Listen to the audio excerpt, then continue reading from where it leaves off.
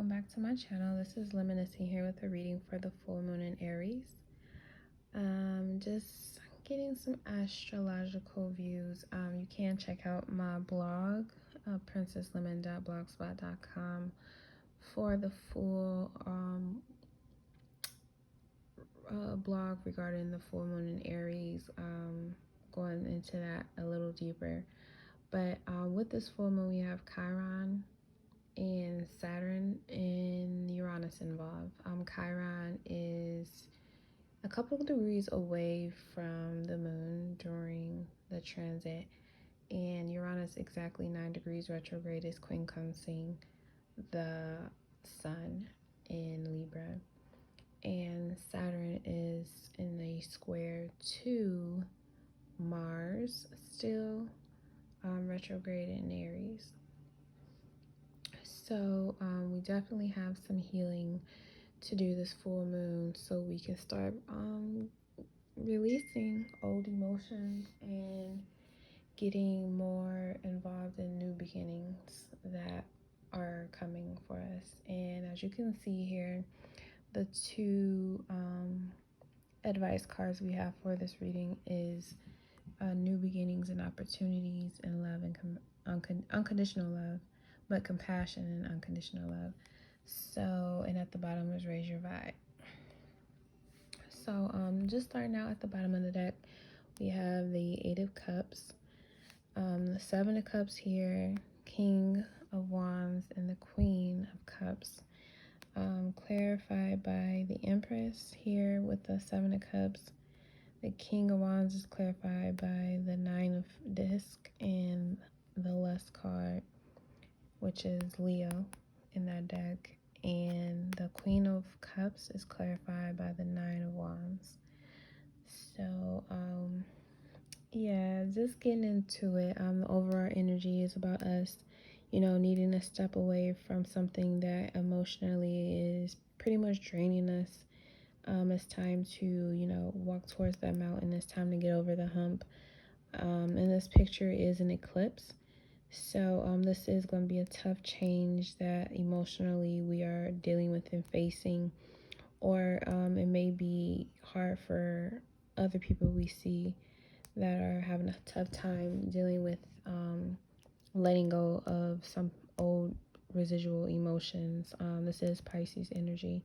So this could be whatever is blocking us from being able to get to here, our Nine of Cups. It's time for us to go ahead and get through this test here. And it might be a big emotional test since the moon is in Aries. So, looking at the first card, we have the Seven of Cups. So in this deck, this card talks about, love, success, having fortune, and, we have all these big dreams of things that, we want to attain in our life, but we have to get grounded. So, our mind isn't running away, getting carried away in the clouds. And the Empress here is reminding us how we can ground ourselves with love. And I just seen like these two, whatever it says in here. I don't know. It's like two bubbles are touching right here in the middle. But it's like this card is talking about in this deck, besides being, of course, fertile with all these different ideas on what we could give birth to, we still want to Venus and Taurus or Uranus and Taurus, ground ourselves with the reality that we have the ability to do the work, the manual labor, whatever that may be, to grant ourselves access to each of these cups that we want to partake one at a time. And that requires us taking control of situations that we honestly do have the means to do. Venus is transiting in Leo during this time, about 28 degrees. So here we have the Nine of Disc, the Venus and Virgo card. So with the Leo energy doubling right here, this does speak on, love love being a part of our everyday cycle, our everyday task, our everyday missions in life, and not letting like our criticisms, our insecurities, getting rid of those things as they continue to pop up, getting rid of things that kind of are more pessimistic than optimistic, and allowing the intertwining of everyday tasks to be filled with joy and love behind them. With this lust card, there is love in all creations and all things. Seeing that love in all things is the greatest love to have, which also here would raise your vibe, number one. And number two, it helps you to be able to express that unconditional love in your environment. And with the Queen of Cups here, this is someone who's intuitive and deeply in touch with the unconscious realm. And this Nine of Wands here talks about how, being mindful. Most definitely, even though we have intuition, we want to always be in touch with our intuition, and use that to be mindful of the things that we are doing and getting involved in, so we do not make hasty decisions and rush into situations.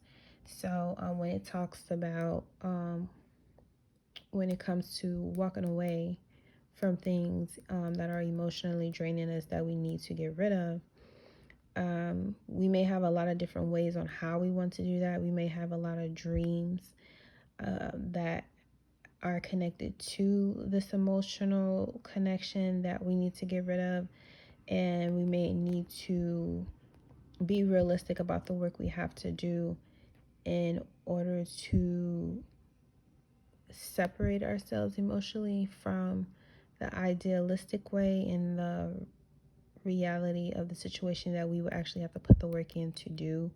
We don't want to leave things up to chance or let someone else control us when it comes to how things play out, because we have again, opportunity for new beginnings here, and we want to be in control and in charge of the new beginnings that we set, because with this ending happening here, it's going to take us to this Nine of Cups. So we want to set ourselves up to be ready to receive the everyday love that we put into what we want to work on. The more that you express gratitude and compassion and joy in the tasks that you have to do to get to where you want to go, the easier it is to intuitively get messages in, like accepting those intuitive hits that would allow us to be mindful of opportunities that come our way, that makes the adjustment out of whatever is holding us back, or blocking us emotionally, or blocking our intuition, or blocking our ability to move forward. When that energy is lifted through mindfulness, meditation, in many different forms, or using or practicing just focusing on one goal at a time and being mindful of all the opportunities that open up when we engage in that solely. That's a part of being mindful, practicing mindfulness as well. But basically, it's all boiling down to the fact that we have full control over our emotions, definitely, and how we get to use our psychic abilities to move ourselves ahead. So just looking at the bottom of the deck, of course, we got the 8 and 9 of Cups. Behind that was the Devil card. So this is something, there is something that we have been needing to walk away from in order to get emotional satisfaction here. And it can be something that we feel tied to, or we feel like we can't let go of. But there's definitely needs to be some type of boundaries, separation. You got to tell somebody to get back, You might have to tell an ex to get back. You might have to tell an old part of you to get back. You might have to tell old friends or old company, old mentalities, old jobs, old something, you know, that you was deeply attached to, or even something you've longed for a long, long time. And, you know, now it's just time to let it go. It's time for new beginnings and opportunities. And we want to do everything we can to raise our vibration at this time. Now that the sun is in a fallen position, the full moon is where we start to release emotions as well. And we have the Empress at the bottom.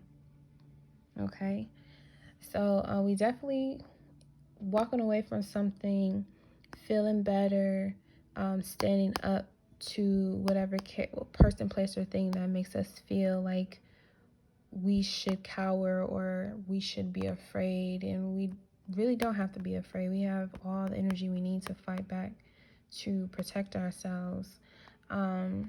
Yes, this is a major arcana here. So this, whatever this fear is, whatever this mountain we need to go up, that we're being confronted with, we will have to face, no doubt. We will definitely have to face this.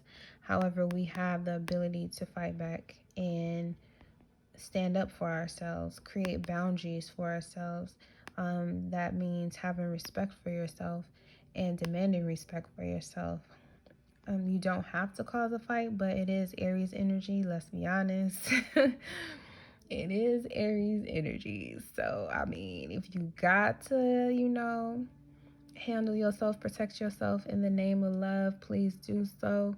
Never hesitate to protect yourself in the name of love. But of course, you know, be mindful that, you know, things will work out, things will balance out. We got the Empress here twice. So we will receive the due abundance for, you know, handling this light work here. You know what I'm saying? So, yeah, we got the Four of Wands after that. So, yeah, definitely. You have the ability to go ahead and birth that new beginning here with many different ideas. And you can share those ideas with some people, or you know, communicate what it is that you really want to do. Maybe it's a new way of doing things that you haven't done yet. Maybe it's a new way of going about attaining your goals that you haven't tried yet. But, you know, overall, you know, allow yourself to dream and then start making them manifest by doing the work. You know, take control of where you want your life to go, and stay in touch with how you feel emotionally. Allow yourself to walk away from things that are no longer serving you, so you can get the complete emotional satisfaction from standing up to your fears, your doubts, and your insecurities, and protecting yourself and your wealth, and having some self-respect. So you are coming out on top here, major arcana, when it comes to birthing your vacation, birthing your new home, birthing your new success that you have with yourself and others. And this is Venus energy again. So whatever the situation, loved ones, is a lot of Venus energy here. So thank you guys for joining me for this reading for the full moon. It is Libra and Aries. So definitely take a look at, you know, the people, places, and things that you identify with. Are you identifying with this, you know, energy of being creative and, you know, planting good seeds for yourself and others? Or have you been identifying with people with this type of energy, whereas toxic is dark? There's some negative codependency energies involved. Like, this full moon is basically asking you to pick, you know, who are you on the inside, and who do you want to reflect on the outside. Like, what adjustments do you need to make, or have you made them already? And the adjustments that you have made, are you starting to see those changes take place in your life by the things that are becoming attractive to you? Are you still attracting toxic behavior, attracting toxic behaviors, blah blah blah, and people or situations? Or are you ready to, you know, now that Saturn has gone direct, are you able to confront those dark and toxic shadow parts of yourselves, you know, accept them as they are and love those parts of you? But, you know, that doesn't mean that you have to allow people of this caliber to just stay, you know, comfortable in your life. Like, these energies don't really mix well. It can really stunt your ability to grow if you don't, you know, break the chain. So this full moon is giving you a chance to do that. Okay, if there's anybody in your life that you really needed to let go and you haven't done so already, with Chiron being there too, it can definitely be pretty hard. It may feel like an ego blow if things don't work out the way that you really wanted them to, the way you've worked really hard to get them to. At the end of the day, it's going to be okay. You know, what has to happen will happen, as long as you continue to put, you know, the kingdom first. This is what your kingdom is. This is paradise right here. Okay? So continue putting your kingdom first, and everything else will be added to you. Do the work, and you reap the reward. All right? Thank you so much for tuning in to this astrological update. More to come. You can book a reading at luminescent6.org. Follow me on Facebook and Instagram at luminescent. Thank you so much for tuning in. Until next time, peace.